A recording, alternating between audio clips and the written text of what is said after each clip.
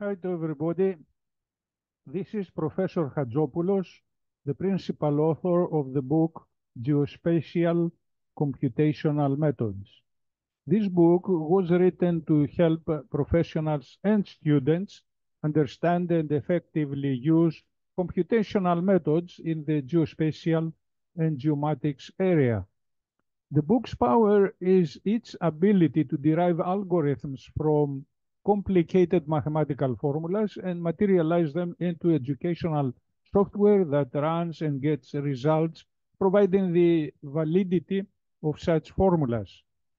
There are 28 such educational programs, for example, to illustrate the Newton-Raphson method, which can solve most nonlinear equations of systems of equations, no matter how complicated they might be.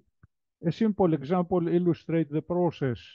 Actually, many geospatial problems, they use this method. Let us assume that a function f is not linear. We can linearize it in an approximate location x above using Taylor series analysis by keeping first order terms and dropping higher order as follows. F of the x above plus delta, delta is a correction, is equal to f above plus the partial derivative multiplied by delta. Delta can be computed from this formula and be added to the original approximation to get a better approximation and iterate. The process is iterative. Let us calculate now the square root of a number 8 in an example. We call x the square root of a. We square both terms of the equation. We get x squared minus a equals 0. And we call this function y. Y is also equal to 0. Then we linearize y as we said earlier. And we get the constant term here and the partial derivative here. Then we substitute the constant term and the partial derivative to this formula over here to get solve to the delta, to the correction, which is this part over here.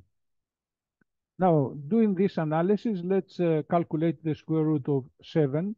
That means a over here is equal to 7, and we have the second power, and get the first approximation x above equal to 1. That means x above equal to 1. Actually, the y function is a parabola, as you can see. We are looking at the location of y being equal to 0, like this location or this.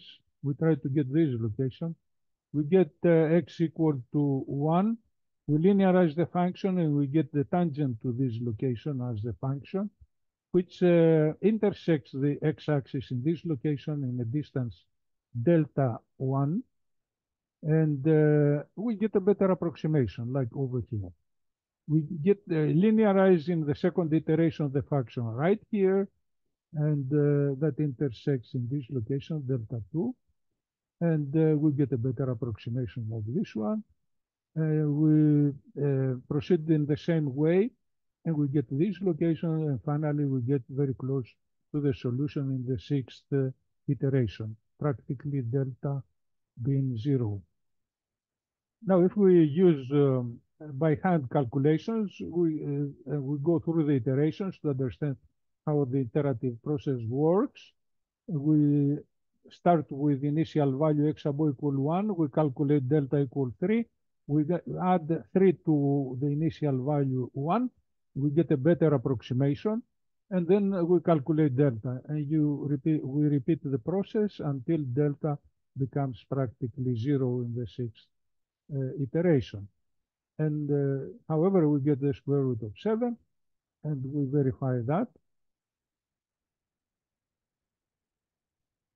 Now, the idea is with this analysis to write a computer program to do the same process, but to generalize it for any kind of root, like the third root, the fifth root, and so forth. The general form is quite similar. Delta is equal like this. So N is the root, and A is the number. And then if we create the software, we must run these quantities here to get the results with the tolerance limit of this amount. It's easy to write a computer program in Visual Basic because it gives you a form that you can attach on the form several objects like these label objects to explain what are these textbook objects here, what kind of numbers they carry, and also command buttons that you can write code, and when you press them, the code is executed. When we press this button, there is a code written behind that, this code. And this is the algorithm we developed together with the iterative process in this loop right here. And the rest of it is logistics, like how to read the text boxes, the numbers in the text boxes, or write the numbers on the form. Now, running the first number, we get this result in the 6 iterations, as we said earlier. And the second number is the fifth root of this number is this one, and this is the verification in the 16th iteration. The third root of this number is this one in the fifth iteration, 15th iteration. The square root of this number is this one in the 11th iteration.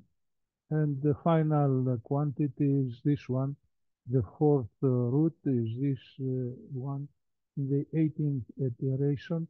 If we get a better initial value close to the solution, then we get less iterations there. With this video, I try to demonstrate the power of this book by working on a specific example as follows.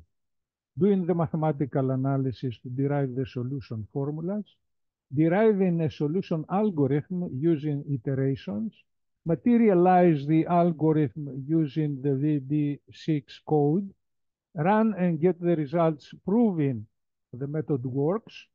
This didactic process helps the educated on geospatial computational methods to feel confident in mastering the subject and be more intelligent than the machine. Thank you very much.